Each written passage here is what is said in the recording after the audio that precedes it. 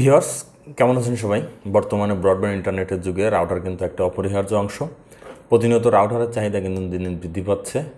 আর এই বৃদ্ধি পাওয়ার ফলে রাউটারের দাম অনুযায়ী বা বাজেট অনুযায়ী বা এলাকা ভিত্তিক রাউটারের কিন্তু একটা চাহিদা সৃষ্টি হচ্ছে।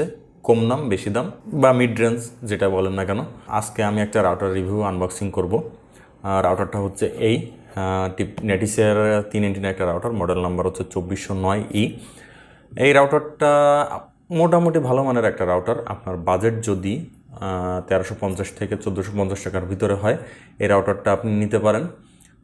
কম দামে যে সমস্ত রাউটার আছে বা এই বাজেটে যে সমস্ত রাউটার আছে তার থেকে অনেক ভালো বেটার পারফরমেন্স আপনি এই রাউটার থেকে পাবেন। এর আগে আমি 2 একটা রাউটার রিভিউ করেছিলাম নেটিসের, আর এটা 3 রাউটার।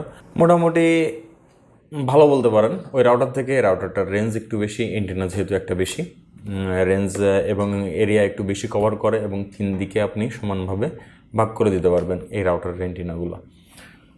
এই রাউটারটার আজকে আনবক্সিং, রিভিউ, কনফিগারেশন কীভাবে করবেন সেটা জানাবো। এই রাউটারটা কতজন ইউজ করতে পারবেন, কী পরিমাণ ব্যান্ডউইথ এই রাউটারটা নিতে পারবে, সব বিষয় নিয়ে বিস্তারিত থাকবে এই ভিডিওতে। তো চলুন কথা না বলে রাউটারটা আনবক্সিং করি, এবং আনবক্সিংয়ের সাথে সাথে রাউটারের গুরুত্বপূর্ণ কথাগুলো শেয়ার করার চেষ্টা করব। আর আনবক্সিংয়ের আগে একটা কথা বলে নিই, আপনি যদি আমার চ্যানেল নতুন দর্শক হয়ে থাকেন তাহলে অবশ্যই চ্যানেলটি সাবস্ক্রাইব করে নিন, আর যদি অলরেডি করে থাকেন অসংখ্য অসংখ্য ধন্যবাদ। ভিউয়ার্স, রাউটারটা দেখতে পাচ্ছেন, মডেল নাম্বার হচ্ছে Wf2409E। আর রাউটারটার কী কী ফিচার্স আছে তা এখানে দেওয়া আছে। AP router, WSP repeater, APWDS আর ক্লায়েন্ট মোডে ব্যবহার করতে পারবেন, মাল্টিপল এসএসডি ব্যবহার করতে পারবেন এটাই। আর এখানে বেশ কিছু ভাষার ইনফরমেশন দেওয়া আছে, নেটওয়ার্কের একটা ডায়াগ্রাম দেওয়া আছে। রাউটারের ল্যান অর অন পোর্টের ধারণা এখানে দেওয়া আছে। রাউটারটার ল্যান এবং অন পোর্টের ধারণা এখানে দেওয়া আছে, তারপরে আমি বিস্তারিত আপনাদেরকে বলে দেবো। আর এখানে আরও বেশ কিছু ইনফরমেশন দেওয়া আছে, যে ইনফরমেশনগুলো আসলে অতটা প্রয়োজন পড়ে না, তবে সব ইনফরমেশন প্যাকেটের গায়ে দেওয়া আছে। তো চলুন কথা না বলে রাউটারটা আনবক্সিং করি। রাউটারটা মূলত পলিতে ইনটেক করা থাকে। আমরা রাউটারটাকে আগে খুলে দেখে নিব কী কী পাই রাউটারটার ভিতরে।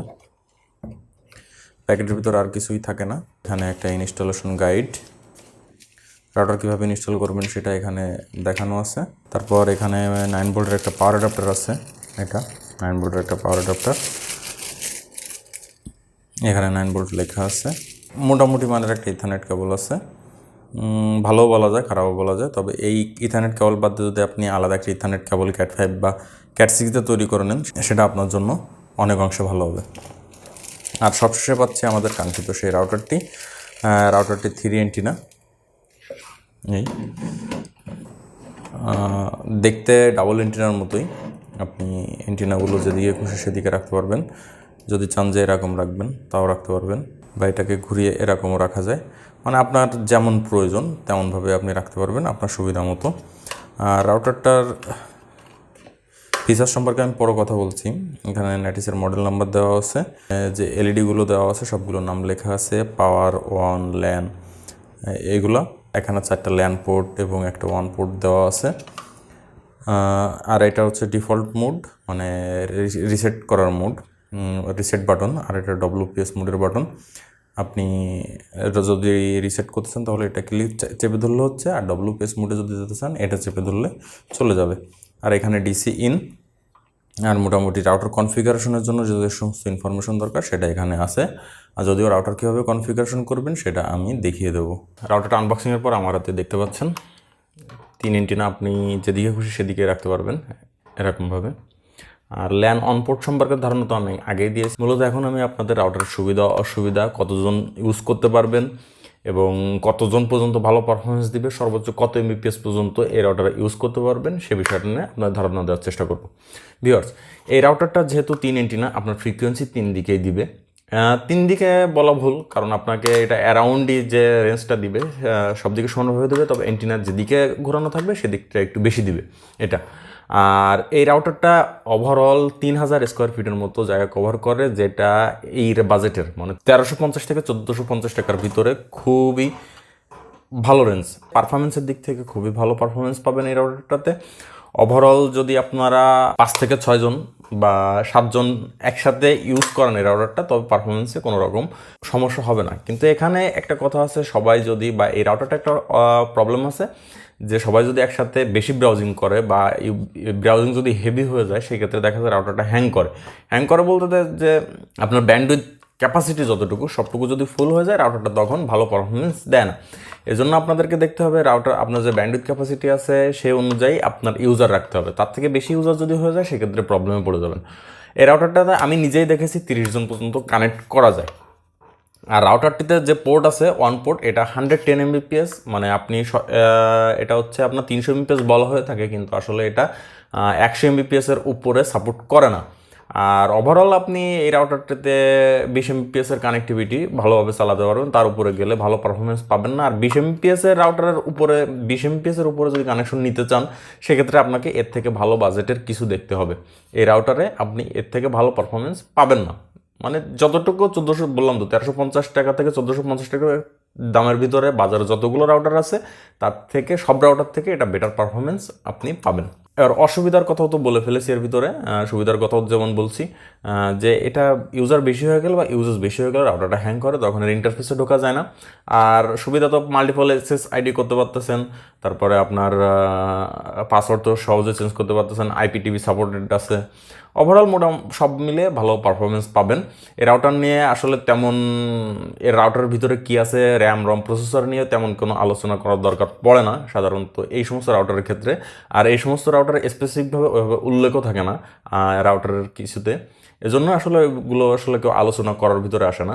তবে রাউটারটা ওভারঅল পারফরমেন্স ভালো দেয় এবং আপনাদের সার্ভিসও খুব ভালো পাবেন।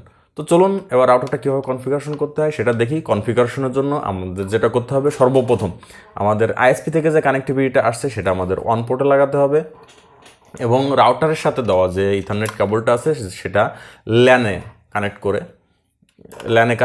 যে কোনো একটা ল্যান পোর্টে কানেক্ট করে পিসিতে লাগাতে হবে, বা এই রাউটারটা ওয়াইফাইতে কানেক্ট করে। ওয়াইফাইতে আমি যেহেতু মোবাইল দিয়ে দেখাবো, আমি মোবাইলতে SSID কানেক্ট করে দেখাবো। এখানে আপনারা দেখতে পাচ্ছেন, এখানে দেখেন ওয়াইফাইয়ের পাসওয়ার্ড দেওয়া আছে। এখানে যে পাসওয়ার্ডটা দেওয়া আছে, এই পাসওয়ার্ড দিয়েই আমাদের কানেক্টিভিটি করতে হবে, করে তারপরে আমাদের কনফিগারেশন করতে হবে। পাসওয়ার্ডটা এখানে দেওয়া আছে পাসওয়ার্ড। তো আমি ফোন দিয়ে কীভাবে কানেকশন করতে হয় সেটাই দেখাবো, কারণ কি বেশিরভাগ রাউটার এখন ফোন দিয়ে কনফিগার হয়, পিসি দিয়ে খুবই কম হয়।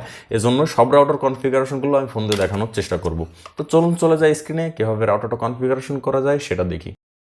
রাউটার কনফিগারেশনের জন্য যখন আপনি আপনার ওয়াইফাই সিগন্যালগুলোতে যাবেন, তখন এরকম নেটিসের নাম দেখতে পারবেন। এখান থেকে আপনি আপনার রাউটারের যে পাসওয়ার্ড, ডিফল্ট পাসওয়ার্ড দেওয়া থাকে, ওইটা দিয়ে রাউটারটা কানেক্ট করে নেবেন। আর রাউটারের পিছনে যে সিগন্যালটা, এই সিগন্যালটাও কিন্তু এখানে দেবে। এখন আপনি এখান থেকে সেটিংসে যে ম্যানেজ রাউটারেও যেতে পারেন, ম্যানেজ রাউটারে গিয়েও রাউটারটা কনফিগারেশন করতে পারেন, অথবা আপনি যদি চান নেটিসের একটা অ্যাপস আছে, যদিও এটা অফিসিয়াল কোনো অ্যাপস না, আপনি এই অ্যাপস দিয়েও রাউটারটা কনফিগারেশন করতে পারেন। মাই নেটিসে ক্লিক করলে আপনি দেখতে পারবেন রাউটারটা এখানে শো করবে, তখন আপনি রাউটারটা এখান থেকেও কনফিগারেশন করতে পারেন। তবে এখান থেকে সব কনফিগারেশন বা সব ম্যানেজ এখান থেকে করতে পারবেন না, এজন্য সবচেয়ে বেটার অপশান হচ্ছে আপনার গেটওয়ে দিয়ে করা, যে 192.168.1.1, এটা হচ্ছে নেটিসের গেটওয়ে। এই গেটওয়ে দিয়ে আপনি কনফিগারেশন করতে পারবেন। আপনি গেটওয়েতে যাওয়ার পর এই যে গেটওয়ে অ্যাড্রেস কিন্তু উপরে দেখতে পাচ্ছেন, দেখার পর আপনি যদি বেসিক কনফিগারেশন করতে চান, সেক্ষেত্রে এখানে আপনার ISP আপনাকে কী কানেক্টিভিটি দিয়েছে, ডাইনামিক, স্ট্যাটিস্টিক, PPOE, আদার্স যদি কানেক্টিভিটি হয় সেক্ষেত্রে ভিন্ন। তবে সাধারণত বাংলাদেশে PPOE বা স্ট্যাটিক IP এই দুই ধরনের কানেক্টিভিটি দিয়ে থাকে। PPOE-তে ক্লিক করার পর এখান থেকে ইউজার নেম আর পাসওয়ার্ড সেটা আপনাকে ISP প্রোভাইড করবে। সেই প্রোভাইডকৃত ID পাসওয়ার্ড এখানে দিবেন, দেওয়ার পর এখানে আপনি আপনার নাম চেঞ্জ করবেন। সেটা আপনার যে নাম ইচ্ছা সেটা, যেমন ধরুন এখানে বাংলাদেশ দিয়ে দিলাম। আর পাসওয়ার্ড আপনি পাসওয়ার্ডও রাখতে পারেন বা অন্য কিছু রাখতে পারেন। আর এখানে যদি আপনার স্ট্যাটিক IP হয় তাহলে IPগুলো এখানে দিয়ে দিতে হবে। ডাইনামিক হলে ডাইনামিক সাধারণত রাউটার টু রাউটার কানেক্ট করার ক্ষেত্রে লাগে। আর আদার্স অপশনগুলো তো আদার্স দিয়ে সেভ দিলে আপনার রাউটারটা কনফিগারেশন ওকে। আর যদি আপনি অ্যাডভান্স ফিচার্সগুলো দেখতে চান রাউটারের, তাহলে অ্যাডভান্সে চলে যাবেন। অ্যাডভান্সে চলে যাওয়ার পর এখান থেকে আপনি রাউটারটার কী কানেক্টিভিটি আছে, রাউটারের IP অ্যাড্রেসগুলো এখানে দেখতে পারবেন। আর লিঙ্ক স্ট্যাটাস এখানে কানেক্টেড দেখাচ্ছে। যদি আপনি এটাকে অটো ডিসকানেক্ট করতে চান, ডিসকানেক্ট ক্লিক করলে এই যে ডিসকানেক্ট বাটন আছে, ডিসকানেক্টে ক্লিক করলে ডিসকানেক্ট হয়ে যাবে। আর এরপরে আসি আপনার নেটওয়ার্কে আসি। নেটওয়ার্কের যে ল্যানে যে আপনি এখান থেকে কতগুলো আছে সেগুলো দেখতে পারবেন, আর এখানে কতগুলো ডিভাইস কানেক্টেড আছে সেগুলোও এখানে দেখতে পারবেন। আর অন পোর্ট কীভাবে কানেক্টিভিটি আছে আমি যেটা বলছি, আদার্স যে অপশনগুলো আছে সে আদার্স অপশনগুলো কীভাবে পাবেন। আদার্স কানেক্টিভিটি অপশনগুলো এই যে এখানে আছে। মূলত এই অপশনগুলো আমাদের লাগে না, কারণ বাংলাদেশে এগুলো ব্যবহৃত হয় না। আর ব্যান্ডউইথ কন্ট্রোলের ক্ষেত্রে এখান থেকে ব্যান্ডউইথ কন্ট্রোল করতে পারেন। ব্যান্ডউইথ কন্ট্রোল নিয়ে আমি একটা অ্যাডভান্স ভিডিও তৈরি করার চেষ্টা করব, যেটা দেখে আপনারা প্রত্যেক ইউজার অনুযায়ী আলাদা আলাদা ব্যান্ডউইথ কন্ট্রোল করতে পারবেন, সেটা আমি সেই ভিডিওতে দেখিয়ে দেবো। আর এছাড়া রাউটারটিতে আর তেমন কোনো কনফিগারেশন এই মুহূর্তে দেখানো সম্ভব না, কারণ ভিডিও এমনি বড় হয়ে যাচ্ছে। তা এভাবেই আপনারা রাউটারটা মোটামুটি কনফিগারেশন করে ফেলতে পারবেন। আর যদি আপনার কখনও রাউটার রিসেট করার দরকার পড়ে, তখন এখান থেকে সরাসরি ফ্যাক্টরি ডিফল্টে চলে যাবেন, যার পর এরকম দেখাবে রিস্টোর করবে দিবেন, দিয়ে ওকে দিলে আপনার রাউটারটা অটোমেটিকলি রিবুট নিয়ে রিসেট হয়ে যাবে। তখন আপনি আবার সেম প্রসেস, যে প্রসেস আমি প্রথমে দেখিয়েছি, এই প্রসেসে রাউটারটা কনফিগারেশন করে নেবেন। এই ছিল এই রাউটার নিয়ে বিস্তারিত আলোচনা। ভিডিও যদি ভালো লেগে থাকে তাহলে অবশ্যই চ্যানেলটি সাবস্ক্রাইব করে বেল আইকন ডিভাইসের পাশে থাকবেন, যাতে করে আমার পরবর্তী যে কোনো আপডেট সবার আগে পান। এছাড়াও রাউটার রিলেটেড যদি কোনো প্রশ্ন থাকে তাহলে অবশ্যই কমেন্টসে জানাবেন। আমি নিয়মিত চেষ্টা করব কম্পিউটার এবং নেটওয়ার্কিং নিয়ে বিভিন্ন ধরনের আপডেট এবং এই রাউটার সম্পর্কে বিভিন্ন ইনফরমেশন এবং রাউটার রিভিউ আপনাদের সামনে তুলে ধরার জন্য। সে পর্যন্ত ভালো থাকুন। আল্লাহ হাফিজ।